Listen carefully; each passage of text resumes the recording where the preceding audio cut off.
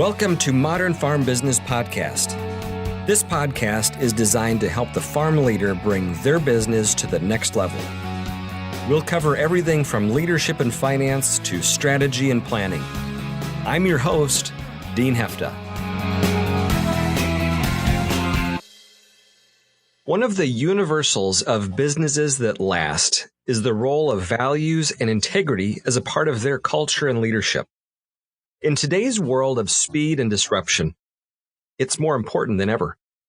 To share his insights on the subject with us today is author and speaker John Blumberg. For more than 20 years, he has poured himself into helping others become better leaders. His first book was a business parable, Silent Alarm, a parable of hope for busy professionals.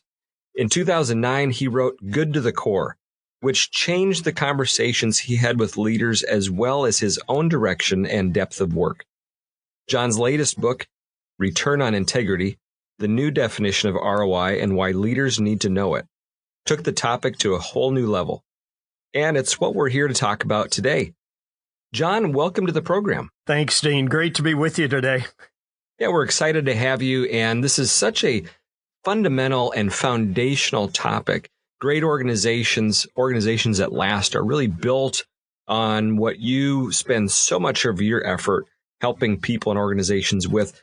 But give us a sense of how it is that you ended up helping companies and leaders with core values and integrity. How did you get here? Well, I think it really started in coming off of my career at Arthur Andersen, one of the biggest consulting firms in the world. And I initially started as a CPA, but shifted my focus fairly quickly from numbers to people and became a student of the human nature in organizations. And as I progressed in my career there, did a lot of speaking, a lot of training on leadership. And I think at the beginning, Dean, when I talked about leadership, core values was always a piece of that conversation.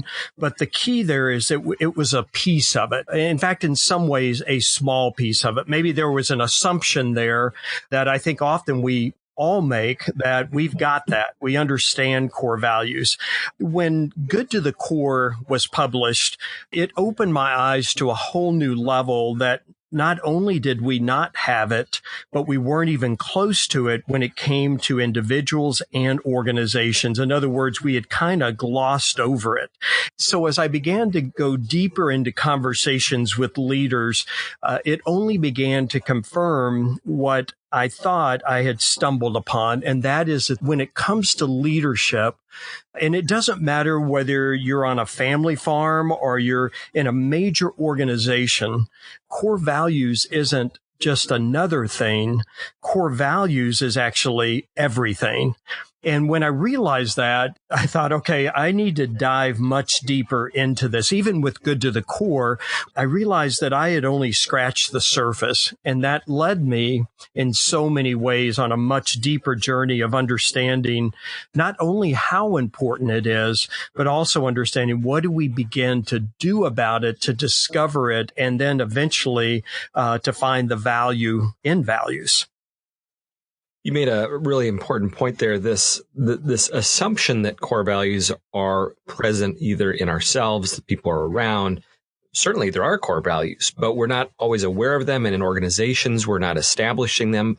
But words like core values, words like integrity can get tossed around pretty casually. And there's a lot of, I think, assumption that people have that they know what they are. And people might be talking about very different things. Could you help us to define and get clear so that we're on the same page of what do you mean and what have you found core values and integrity to mean? Yeah, and I think you're exactly right. We do toss it around much more than we embrace it. And again, there's an assumption there, which is a very dangerous assumption that we think we have this. And let me start, I guess, first with integrity. Some of my initial thoughts on integrity go back to Warren Bennis, who was a professor at the University of Southern California. I say he's kind of the grandfather of leadership books. He was one of the very first that wrote specifically on leadership in the marketplace. And he said, when you define honesty, that's when somebody asks you a question and you tell them the truth. He said integrity is when you do what you said you will do, which actually led me to what some would consider a pretty provocative statement when I said that integrity actually isn't a core value. Now, that's kind of interesting when you look at most organizations and many list of core values that it's always on that list, which is fine. But what I would suggest that integrity is, it's not a core value, that it is, in fact, the fabric of every value. In other words, it's the whole idea of being whole, entire, and undiminished, as you can find in definitions either on dictionary.com or on webster.com. Those were three words that really resonated with me. In fact, when you think about whole, entire, and undiminished, if you really think about that, it's the idea of being integrated, where everything is connected, everything is systemically synced together. Now, it's interesting when you think about the definition of values. And if you go out and look for a definition, I don't actually find it to be that helpful. In fact, I would challenge our listeners to even go out and just Google core values. And what you'll find is whatever phraseology that you see, you'll just look at it and say, okay, well, that's kind of what I thought it was. And in other words, it doesn't really tell you a whole lot. And what's interesting is it's a lot easier to go seeking a definition of core values than it is to discover your core values. And so what we tend to do is say, okay, well, let's give some cognitive thought to what is the definition. And really what we're looking for is not a definition. What we're looking for are the values that are core. And so what I tried to do, Dean, is to distinguish values from needs, from wants, and from behaviors. We spend an awful lot of time working on behaviors rather than trying to discover what actually fuels all of our behaviors, which are the values at our core. In fact, the truth is, in my book, Return on Integrity, the three segments of the book are dilemma, definition, and destiny. So how do you go do this? And if I could take the book back and rename the middle section, I would actually change it from definition to discovery, because I think that's much more what we're looking for, either personally or organizationally. You know, when you mentioned Warren Bennis's definition, it made me think of it as more of a verb, something you do, than a noun that's more value oriented. Is that a fair approach to it? I think there is an action to it. And I'm not actually 100% sure on this, Dean, but it seems like it's evolving for me that when it comes to a value, it's a state of being that is expressed in action, so that we see values when they show up in behaviors, but the value itself is more of a state of being. And so let me give you an example. So a lot of people I see will put potentially on their list of values listening, like to be a good listener. And I would suggest that's a behavior. It's not a value. It's an expression. It's the action of a value. But maybe the value is respect. So respect is a state of being that's expressed through many actions, one of which potentially would be listening. Now, I do want to make clear that the 4 buckets of values and needs and wants and behaviors, all of those buckets are important. The question is, which direction do they flow? And oftentimes, without a definition of values, what happens is we let the actions, and oftentimes those are reactive actions, define our values. So the river is flowing from behavior to wants, to needs, to values. And if we discover our values, in other words, if all of a sudden we discover, for instance, that respect is a value, when the behavior of listening shows up, it shows up in a completely different way because it's being fueled by the value of respect. And so I would say that values are a state of being that get expressed and show up as a sense of action. That's really helpful. So let's shift gears here. Let's zoom out.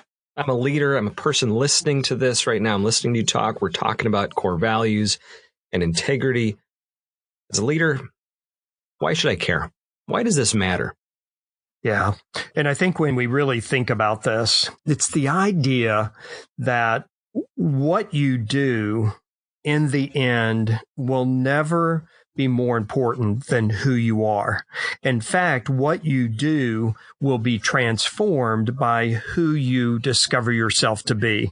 And so why it's so important to start at the personal level is until you have a grasp on that. And I'll just say, even since Return on Integrity came out, I've discovered this takes much longer and is much more difficult than it would appear to be at the personal level. And that's a good thing. You just have to have the patience and persistence to get there. However, once you're there, the impact that it has on transforming the organization approach to it is profound. In other words, if I have, as a leader, have done my own wrestling match with it, then I understand the implications from an organization. But you ask a really good question. Why does it even matter? And I think that's ultimately has to be defined individually at the personal level through your own set of values. In other words, once I understand my set of values, then I will understand why it matters in the organization that I'm leading. In other words, the impact that it can have. The downside of this, and maybe the paradox of it, is until I've done my own discovery, and I mean individually, personally, I will actually never understand the impact that it can make. Discovering your own values, it's like digging 100-foot water well, and there's a lot of digging before you get to the water. But once you're there, the journey that it took, the wrestling match, all the digging, all the reflection that it took to get to the water is just as defining as the values you discover when you get there.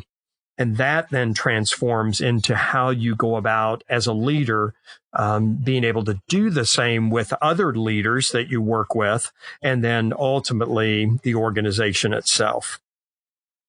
John, do you have any examples where you've really seen the core values and integrity? Maybe it's the organization's understanding of them or application, discovery, where it's had an impact on the organization. Any examples like that? Yeah, I think it changes the conversation at an organization. Now, it's an interesting question, Dean, because when I wrote Return on Integrity, there was some pressure to put examples of organizations in there. And I had not found an organization that was actually doing what I felt I was digging for. And that's just one of the challenges you face when you're kind of forcing or trying to discover uncharted territory. I think there were some that had a good, face on it, a good veneer on it. And for me, as a speaker and an author, stories are so important to me. In fact, my first book, Sound Alarm, it's a novel. It's a story. What I said in the beginning of Return on Integrity is that this book is for leaders in leadership positions. In other words, it's not for followers in leadership positions. Followers in leadership positions are looking for where was it done so that I can follow that. What I'm looking for is the leaders that want to create those stories. Now, with that being said, there's a major client of mine now, a large consulting firm, and this is being driven by the CEO herself. And I just watch in that organization when you see a leader begin to embrace at a substantive level that this is important for the organization, it changes the conversation. I can think of a medical practice here in Illinois that had a lot of challenges, and the lead doctor, the managing partner, after they discovered personally values and then organizationally, that literally was the line. He said, John, every day in our practice, it has changed the conversation between us and the conversation we have with our patients, because you're coming from a much deeper, much more grounded place. And in fact, you are whole, entire, and undiminished, and therefore integrated. And I think we could cognitively look and say it would naturally change the conversation. Okay, let's say I've got a small business. I've got a farm. I've got a dry cleaner, auto dealership, you name it. And we have uncovered and we've identified these are the things that are values to us. These are our core values, part of our being as an organization.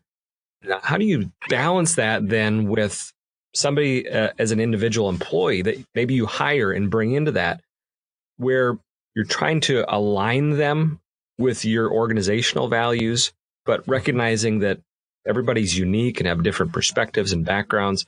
Is there a tension there? Is there an alignment? How does that play out between the organization and the individual? Well, the first thing we have to get to is that an understanding that we really are at the value level.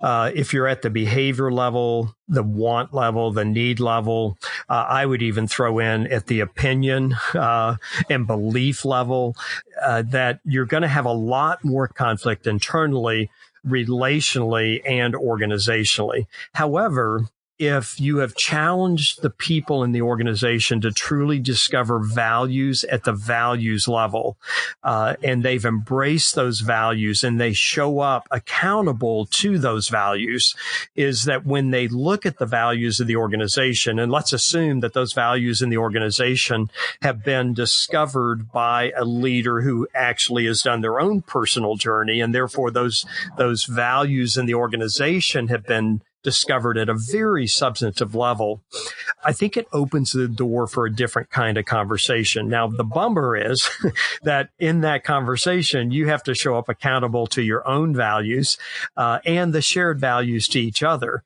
And so when we get into all of our opinions and beliefs and frustrations, you got to go back and say, am I living the values as I literally address all of this discussion? And so when we're grounded much deeper at a values level, I think it allows us to have a much richer, more honest conversation where there perceives to be a gap in values, but they're not true. Now, that also says that once the values of the organization are established, is that when we're bringing on people into the organization, that there's a clear conversation, first of all, to challenge those that we're considering bringing on to do the homework to discover their own values, but also a clear conversation about the values of an organization. Now, a logical follow-on question to that is, well, what if it's a family farm and they're in the family? Wow, what a great, meaningful conversation maybe that you could have at the family table with a greater understanding of each other. I don't suggest that it's easy. I suggest that it gets us to a more truthful place. And if we're all showing up at the level of our own core values, our behaviors make it more doable. They're better behaviors that get us to that more honest conversation and ultimately to the truth of the organization. You mentioned earlier this process of uncovering our values. What are some tools or some guidance that you can give as we're driving down the road or we're thinking about these things that could help us with that discovery process? Yeah, great question, Dean. In fact, I created a very complex tool called a blank sheet of paper. That's how you know if you know your values or not. It would be like me saying, Dean, do you know your values? You say yes, and I give you a blank sheet of paper. And I said, okay, what are they? That's the wake-up call to say, well, maybe I don't know this as well as I thought I did.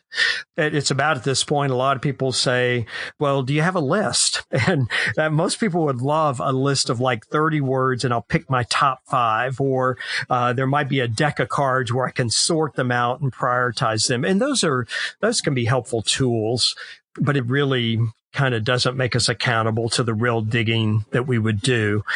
Now, at the same time, I actually, in audiences, over a 2-year period, all over the place of audiences of professionals, given a blank sheet of paper and given 3 minutes to write down what first came to mind, I actually built a list that I would collect whatever they came up with their permission, and never judging the list because I kept the list in alphabetical order. And on my website, I just put it out there as a PDF for anybody that would like, to use that. It's just a core value brainstorming list, and I encourage people to print it out. It's a list now of about 750 different words. And what's nice about it being in alphabetical order is that when you go down the list, one word has nothing to do with the next word other than that they're in alphabetical order. So it allows your mind to wander and wonder. Now, on that listing, there are values, behaviors, wants, needs, but it just stimulates your thinking. So as you're digging, different thoughts begin to come to mind. I would say the other tool that we all have that we don't use very often is simply silence. Just sitting in silence, I have a slide in one of my keynote presentations that says, in your pursuit of core values, the bummer is that you will not find them. And then I kind of pause because now I'm thinking people are ready to go digging. And then I just let the slide come up behind it. And it simply says, they will find you. And I think what I have most discovered in this process is, yes, there is a cognitive, there is a scientific digging process you go through, but also there's this place of silence where you just let what you've been thinking about settle and then see what begins to speak to you. And I know that sounds really vague, but I think scientifically, what we're beginning to discover is the connection of the heart and the mind, and those also need to be integrated. So there is a process to it, but also there is a place of silence that I think helps you eventually resonate what is real and what is true. In an organization, how shouldn't values be used? Yeah, this is a really good point, because I think what can happen to us, and this is where our ego gets in the way, is that once we've done this great job of defining our own values and we get all trumped up about it, then we start judging. We can judge ourselves, but often more important, we will tend to judge others. We will look through the eyes of our values and make a judgment. Well, do they know their values, or are they living their values? Or oftentimes what we do, are they living my values? And what I like to kind of coin that to say is, core values don't like to be used. They like to be lived. And oftentimes, if we place ourselves in a judgment position, we most often are violating the values that we're using to judge others. Of course, in many organizations, if you give employees a blank sheet of paper and say, what are the values of the organization? Most of them will not be able to list those either. And part of that is because they just kind of view them as wallpaper on the wall, that they're there, but they're not actually lived. And again, that's a bit of a judgment, right? And so what I would suggest in organizations is the way to look at that. If there are values established, whether it's on a small farm or a Fortune 500 corporation, is first of all to look at the values that have been written and first personally begin every day to try to live those yourself. The wrong way is to use them in judgment, either to other individuals or to the organization overall. It's a bad place to go as an initial starting point. John, this has been tremendous and really insightful and helpful, and I'm so thankful for the conversation. For everybody on the call, joining us today has been John Blumberg. He's author of many books, including his most recent, Return on Integrity. John, if people want to learn more about core values and integrity from you and the stuff that you're working on, where should they go? Yeah, so if you just go out to my website, it's probably the best place. That'll connect you to my social media and my blog as well. And that is just blumbergroi.com. And by the way, Dean, that values brainstorming list, if you go to the website and just hit the tools button, it will take you, and it's the very first tool that is listed on that page. And it's just a PDF that you can download, and it's yours for the taking, and hopefully you'll find it useful. That's awesome. And we'll have links to that in the notes for this show. And thank you so much for joining us today, John. Thank you so much, Dean. A pleasure to be with you.